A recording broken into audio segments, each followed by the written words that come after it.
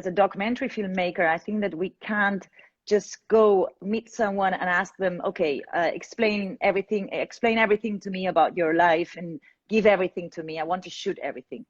I think that a documentary filmmaker has to share it too. So it's not only them giving it to you, you have to give them too. So hi everyone, I'm Michaela Almendoz. I'm the admin distribution assistant for Filmco, the organizers of the Trinidad and Tobago Film Festival. So our Limin Live series is brought to you by Republic Bank, and it's where we just have one-on-one chats with different filmmakers about the art, business, joys and challenges of working in the TV and film industry. So today we are Limin Live with Amanda Sans Pantling. So let me get her to join us. So she has several years experience working as a journalist in various media. She's written and directed more than a dozen feature films and many other documentaries for television and digital platforms. She's based between Barcelona and Jamaica, and she's fascinated with the Jamaican culture and society, and she's shot 4 films there. So she's shot Songs of Redemption, Tell the Children the Truth, Paddlin Spirit, The Last Street. Yay! I made it. How are you? How are you? Sorry about that. No problem. Glad you could join us. Hi, can you see me well? Yeah, perfectly. How are you doing? Okay, I am fine, thanks. Sorry about that. I'm No problem. so terrible with social media. I'm such a mess. Don't worry, we're all learning. So yeah, so everyone in the comments, if you have any questions for Amanda, go ahead and type them out and we'll answer them throughout this. But I think we'll just start with the first question for you, Amanda, which is, what are 5 films you think all filmmakers should watch? Okay, so difficult to pick because there are so many amazing films. I think I would go for sure a David Lynch film. I think I would choose Eraserhead because I think that it shows very well that you can do a film with limited resources and it doesn't have to be mainstream, so you can do your own stuff even if it's crazy like Eraserhead, and even make it a masterpiece. So I think it's a really interesting film to watch. What else? I think that City of God is a great film too for its brilliant execution. I would totally recommend it. Then of course classics like Vertigo and Godfather. I think these are masterpieces that no one can miss.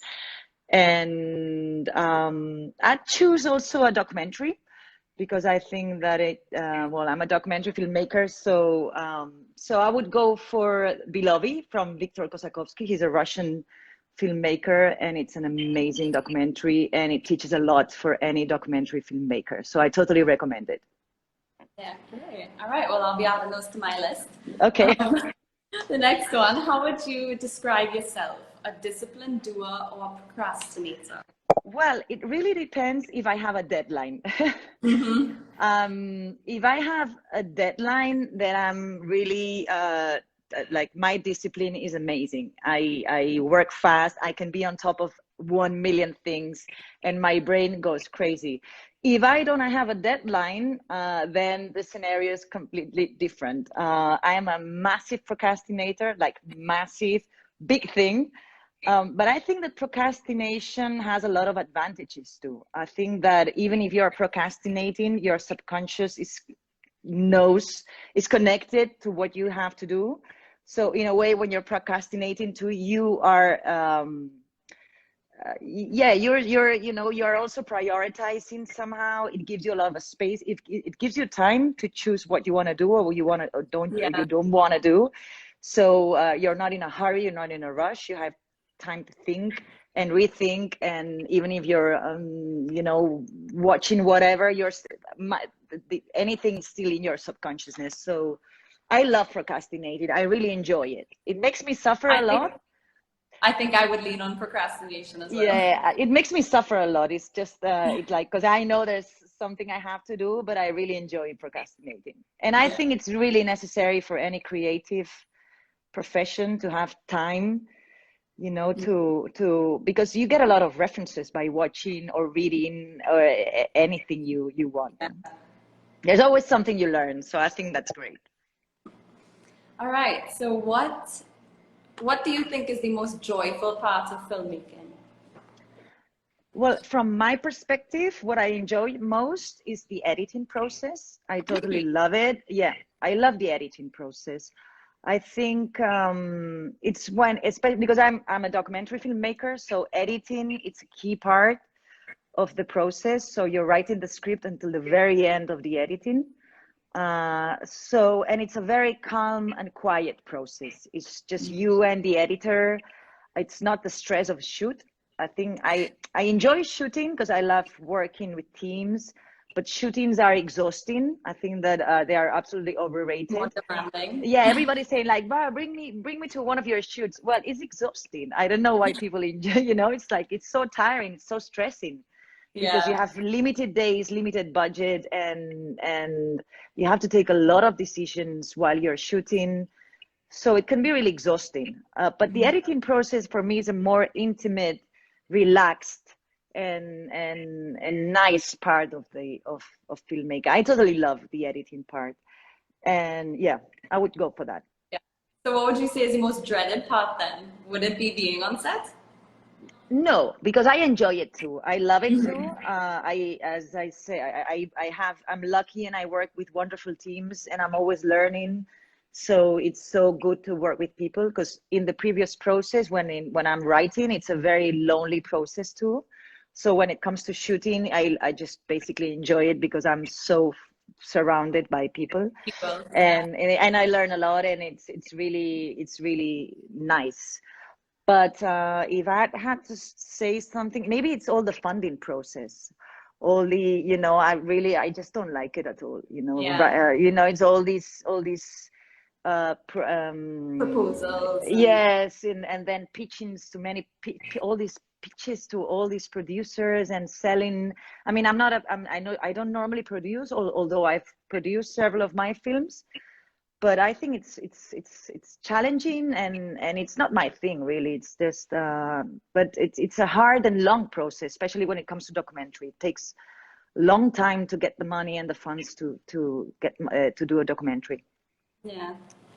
So the next one. So how do you know you found the right subject for your films?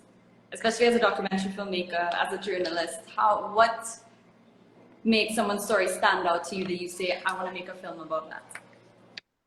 Well, to be honest, I basically have to feel something. I just I have to feel some sort of passion about it because when you're doing a documentary, you know you're going to be months or even years connected to that story. So in a way, I have to fall in love with the subject or with the characters because I know I'm going to be married to that for 1 year, 2 years, a Yeah. long time, and I know the process.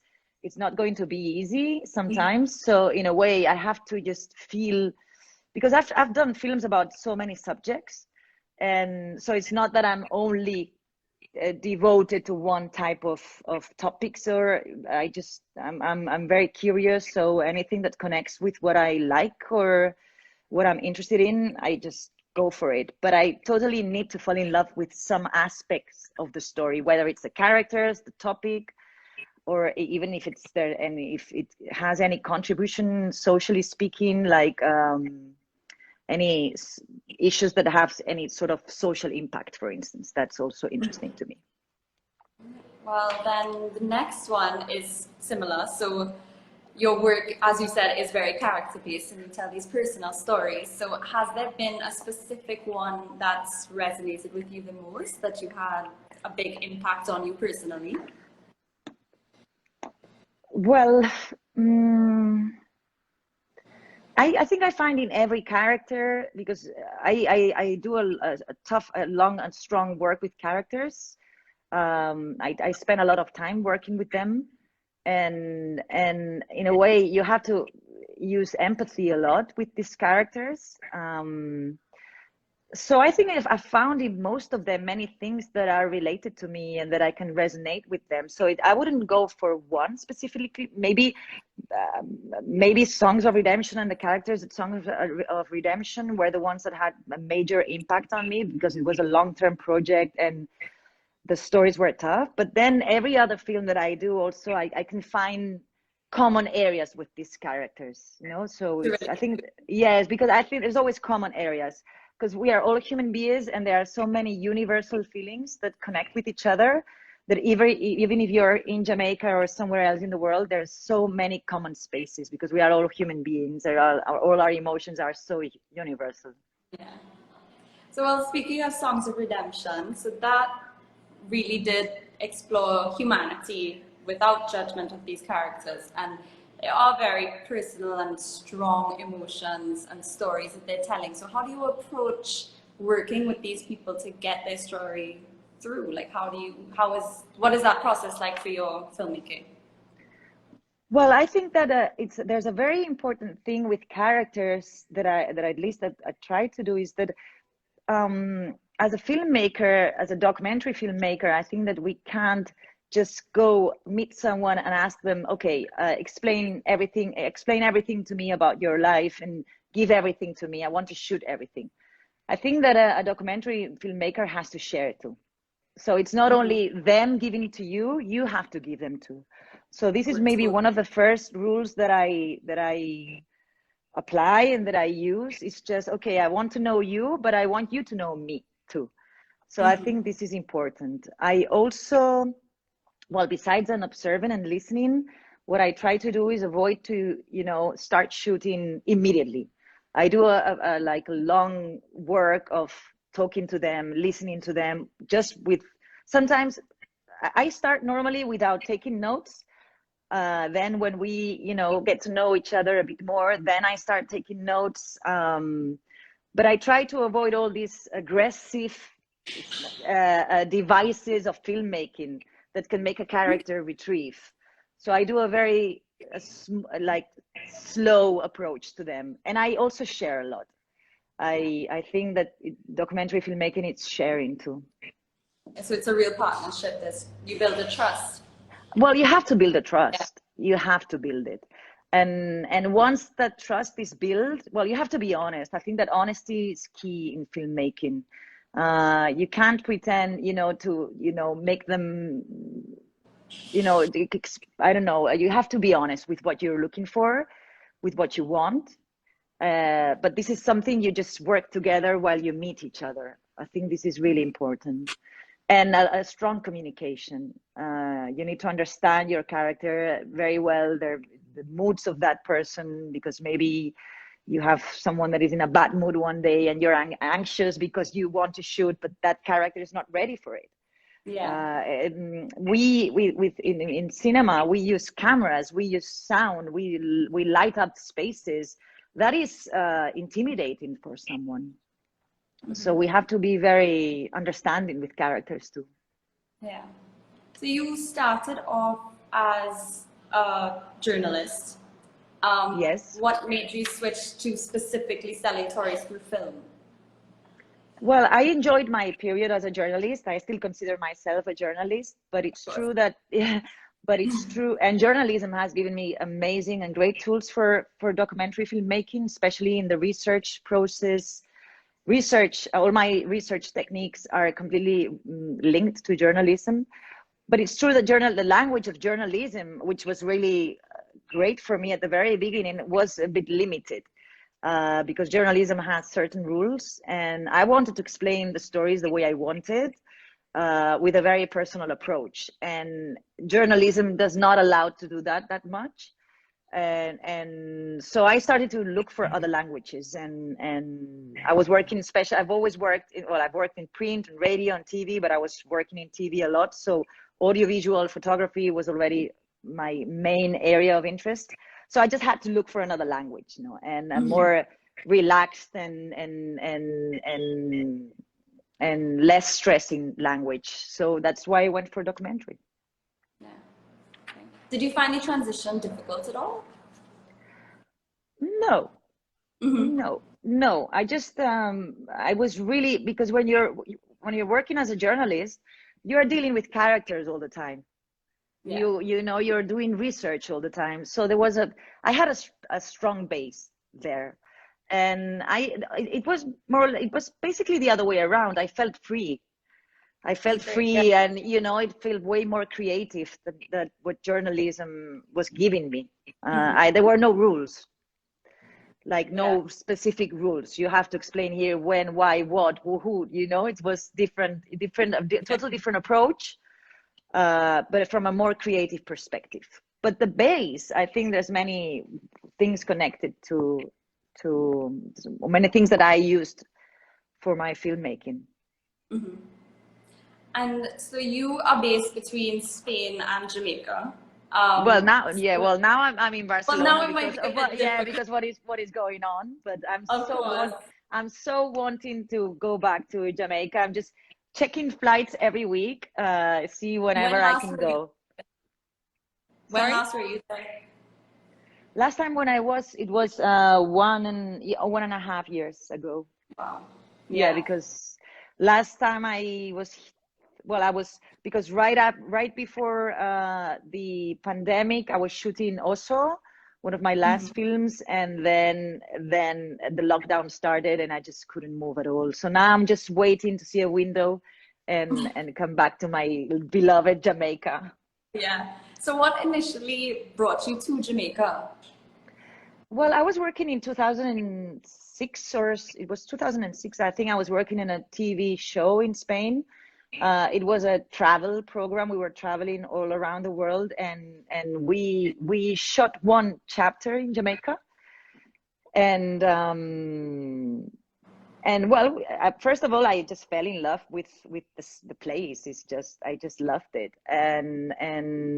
And then I got to know more the Jamaican society, and understand more. And then I met Nando Garcia Greta, which is, he's the producer of Songs of Redemption. And in fact, he was the one telling me, you know, do you see this building? It's a prison. And that's how I got to know the story. So that's how we started. So that was the very beginning. So we agreed we were going to do a documentary about it. I was really interested on it. And then but the access to the prison was really difficult. So we didn't get any permission to go inside. So I came back to Spain. I was working in my own other films and other stuff. And then one day he called, and that he had permission to go in. And 3 or 4 days after, I was in Jamaica. So that's how everything started. Oh, wow. And so what has kept you there? I mean, what has made you want to tell more and more stories in Jamaica? Well, I think that Jamaica is the most creative society I've ever met. It's just, I loved it. I loved it. And I also admire the resilience of the Jamaican society. I think that the thing that I connect with most with is the sense of humor. Jamaican sense of humor is hilarious. It's just hilarious. I mean, they are so fun, so creative. I mean, they've invented their own music, you know, so they have something. Yeah. And they have that history and all these. I mean, from a social perspective, there's so many elements. So yeah, I think I basically connected first with the creative side and the sense of humor of Jamaicans. I mean, at the very beginning, I just couldn't understand any of the patois they were speaking, but I just laughed anyway. There was like all this body language and everything. And then I had really admired the resilience of that society and how they cope with everything. So, and it's a place full of stories. I mean, from a creative filmmaking point of view, you just go around the corner or just kick a stone, and there's a huge story there. So it's a golden mine. And I fell in love with that. As I said at the very beginning, to do a story, I just have to connect with something. And Jamaica it's a place where I always want to come back there. And so the more time you spent in Jamaica, what effect did that have on the way you viewed Jamaican stories and the stories that you want to tell? Like, did that change from first visit to now?